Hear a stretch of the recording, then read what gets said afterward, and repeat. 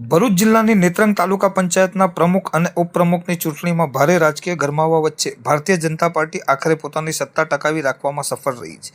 આ ચૂંટણીમાં અત્યંત રસપ્રદ અને આશ્ચર્યજનક રાજકીય સમીકરણો જોવા મળ્યા હતા, જ્યાં પરંપરાગત રીતે એકબીજાના કટ્ટર વિરોધી ગણાતા ભાજપ અને કોંગ્રેસે આમ આદમી પાર્ટીને સત્તાથી દૂર રાખવા માટે હાથ મિલાવ્યા હતા। રાજકીય વિશ્લેષકો માટે ઉલટી ગંગા સમાન બનેલા આ અણધાર્યા ગઠબંધનને કારણે ચૂંટણી પ્રક્રિયા ભારે ઉત્તેજનાપૂર્ણ બની રહી હતી। નાયબ જિલ્લા વિકાસ અધિકારી વિશાલ પટેલની અધ્યક્ષતામાં યોજાયેલ આ ચૂંટણીના પરિણામે પ્રમુખ પદે ભાજપના મગન વસાવા કોંગ્રેસના મહિલા સભ્યના ટેકાથી વિજેતા બન્યા હતા, જ્યારે ઉપપ્રમુખ તરીકે કોંગ્રેસના મહિલા ઉમેદવાર નયનાબેન પ્રજાપતિની બહુમતીથી પસંદગી કરવામાં આવી હતી।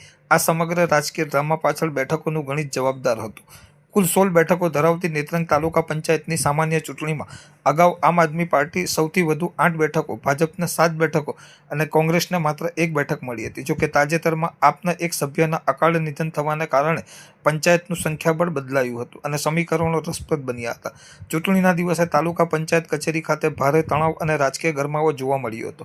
આપના સભ્યો કોઈપણ પ્રકારની તોડજોડ અટકાવવા માટે બાઉન્સરોની ફોજ સાથે કચેરીએ પહોંચ્યા હતા, જેને પગલે પરિસરમાં સમર્થકોના ટોળેટોળા ઉમટી પડ્યા હતા અને સ્થિતિને કાબૂમાં રાખવા માટે ચુસ્ત પોલીસ બંદોબસ્ત ગોઠવવો પડ્યો હતો। આ હાઈ વોલ્ટેજ ડ્રામાના અંતે ભાજપ કોંગ્રેસે સાથે મળીને સત્તા મેળવી લીધી હતી। વિજય બાદ નવનિયુક્ત પ્રમુખ મગન વસાવા અને ઉપપ્રમુખ નયનાબેન પ્રજાપતિએ તમામ સભ્યોનો આભાર વ્યક્ત કર્યો હતો અને પક્ષભેદ ભૂલીને નેત્રંગ તાલુકાના સર્વાંગી વિકાસ માટે એક થઈને કામ કરવાની કટિબદ્ધતા દર્શાવી હતી।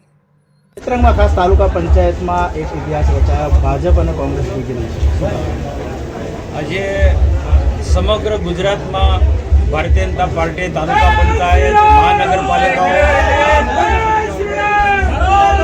તાલુકા પંચાયત જિલ્લા પંચાયતો મોટા ભાગને કબજે કરી છે। થોડો એક ટ્રાઇબલ વિસ્તારની અંદર ખોટા અપપ્રચારના કારણે થોડો અમને નુકસાન ગયું છે। એ રીતના નેત્રંગ તાલુકામાં પણ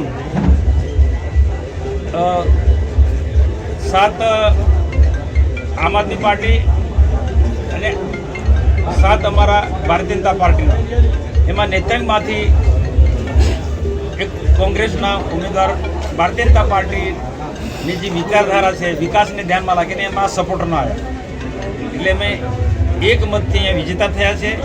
ભરૂચ જિલ્લામાં ઝઘડિયા તાલુકામાં પણ જબરજસ્ત સ્પષ્ટ બહુમતી છે। વાલિયા તાલુકામાં 2-4 સીટોથી અમે થોડી તાલુકા પંચાયત ગુમાવી છે, પરંતુ ભરૂચ જિલ્લા ભારતીય જનતા પાર્ટી બહુ સ્પષ્ટ બહુમતી બની છે। ભૂતકાળમાં પણ નેત્રંગ તાલુકો ભારતીય જનતા પાર્ટી પાસે હતો। ભારતીય પાર્ટીના શાસન દરમિયાન નેત્રંગ તાલુકામાં અમે ઐતિહાસિક કામો કર્યા છે। નવો તાલુકો હોવા છતાં પણ નેત્રંગ તાલુકાના લોકોની અપેક્ષા મુજબ રોડ રસ્તાથી માંડીને પીવાના પાણી અનેક પ્રકારના પ્રયત્નો કર્યા છે। અમારા ધારાસભ્ય ભાઈ શ્રી નીતેશભાઈ વસાવાએ ઇન્ટ્રેલ જે વિસ્તારોમાં છે ગામડાને જોડતા રસ્તાઓ લગભગ બધા પૂર્ણ કર્યા છે અને ક્યાંક હજુ ઘટતા હશે રોડ રસ્તાથી માંડીને કોઈ પ્રાથમિક જરૂરિયાતની વસ્તુ જે આવનારા દિવસોમાં આ તાલુકા પંચાયત બની છે, તો અહીંના અમારા તાલુકા પંચાયતના સભ્યો અને બાકીના એમના સમર્થકોની અપેક્ષા મુજબ અમે સારામાં સારો નેત્રંગ તાલુકાનો વિકાસ કરીશું। અને રાજ્ય સરકાર અને ભારત સરકાર ભારતીય જનતા પાર્ટીની છે, તો સ્વાભાવિક છે કે ઘણા બધા લોકો એવી અપેક્ષા રાખી જે મારા વિકાસના કામો કર્યા છે। તો વિકાસ કરવો હોય તો જેની કેન્દ્રમાં અને રાજ્યમાં સરકાર છે એની સાથે રહેવું જોઈએ એવું બધા જ વિચારે છે। અને અહીંયા પૂરતું નહીં, આખા દેશ અને આખા ગુજરાતની અંદર ભારતીય જનતા પાર્ટીની સરકાર હોવાથી ઘણા બધા લોકો વિકાસને ધ્યાનમાં રાખીને ભારતીય જનતા પાર્ટીમાં જોડાય છે। તમે 2 મહિના પહેલાં જજો, રાજ્યસભાના 7 સંસદ સભ્યો આમ આદમી પાર્ટીના ભાજપમાં જોડાયા છે। ને હું તો અપેક્ષા એ રાખું છું કે આ ટ્રાઇબલ વિસ્તારની અંદર આમ આદમી પાર્ટીના ખોટા અપપ્રચારથી જીત્યા છે એ લોકો પણ વિચારધારાને સમજીને ભાજપ સરકારના વિકાસને ધ્યાનમાં રાખીને ફરી બધા પાછા ભાજપમાં જોડાઈ જાય, તો અમે એ વિસ્તારના વિકાસના કામો કરવાને અમને બધાને બહુ અનુકૂળતા રહે। આજે આ પ્રસંગે અમારા તાલુકા પંચાયતના 7 સભ્યોને હું ખૂબ ખૂબ અભિનંદન આપું, આભાર પણ માનું। અને અમારા જે સપોર્ટમાં જે બેન આવ્યા છે નેત્રંગ તાલુકા 2 સીટના આપણે બેનનો નયનાબેન પ્રજાપતિને હું ખૂબ ખૂબ આભાર માનું છું અને બેનને વિશ્વાસ આપું છું કે તમે અમારામાંથી વિશ્વાસ મૂક્યો છે એ વિશ્વાસ તમે ટકાઈ રાખજો। તમારો જે પણ કંઈક નાની મોટી તકલીફ છે વિકાસને લગતી બાબતમાં અમે તમારા માટે પૂરેપૂરી કાળજી રાખીશું।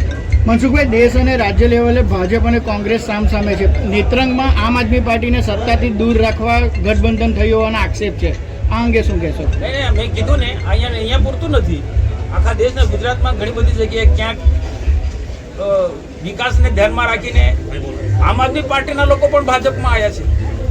આમ આદમી પાર્ટીના લોકો પણ ભાજપમાં આવ્યા છે.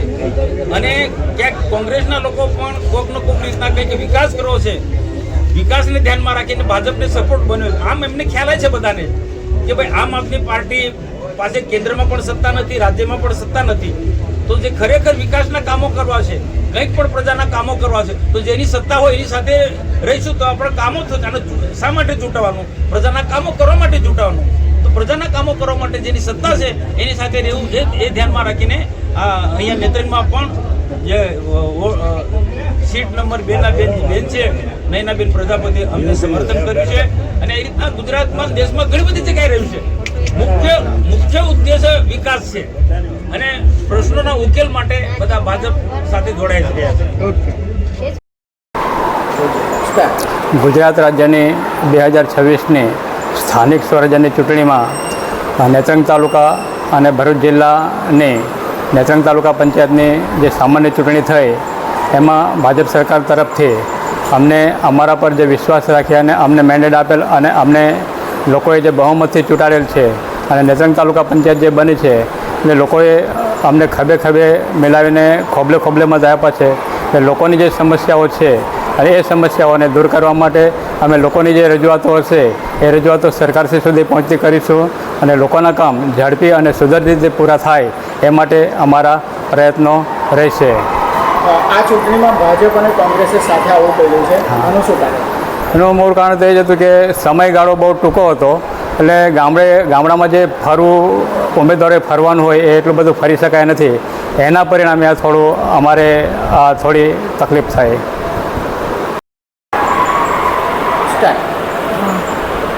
આજરોજ નેત્રંગ જે તાલુકા પંચાયતની ચૂંટણીમાં તમે ઉપપ્રમુખ તરીકે ચૂંટાયા છો, અંગે શું કહેશો? એના અંગે તો મેં ભારતીય જનતા પાર્ટીનો અને મારા નેત્રંગી જનતાનો ખૂબ ખૂબ આભાર માનીશ કે મને આજે આ મુદ્દા પર લાવી છે. અને પહેલાં તો અમારા શેરખાનભાઈ પઠાણનો ખૂબ ખૂબ આભાર માનીશ કે તેમને મને આ હોદ્દો આપ્યો ને આ પદ પર બેસાડી છે, એટલે એમનો ખૂબ ખૂબ આભાર માનું છું. બસ એક સમયે ઇન્ડિયા ગઠબંધન સાથે આપ સાથે ગઠબંધન હતું, હાલે તાલુકા પંચાયતમાં ભાજપ સાથે ગઠબંધન કર્યું છે, શું કારણ? એનું પણ એક સ્થાયી મજબૂત સરકાર છે અને એમના હાથે અમને વિશ્વાસ હતો કે અમારી સાથે બેસીને જનતાનું કામ કરશે અને અમે લોકો સાથે મળીને જનતાનું કામ કરીશું અને જે હશે તેનું નિવારણ લાવીશું.